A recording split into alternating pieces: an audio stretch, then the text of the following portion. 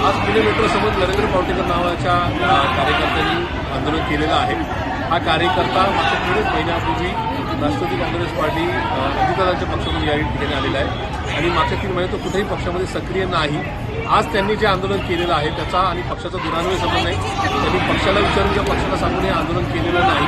त्याच्यामुळे आज जे काही आंदोलन झाले की त्याच्यामध्ये जी काही उच्च झाले किंवा प्रशासनावर वाद झाले याचा पुणे शहर राष्ट्रवादी काँग्रेस पार्टी शरदचंद्र पवार या पक्षाबरोबर संबंध नाही, हे मी या ठिकाणी स्पष्ट करू इच्छितो।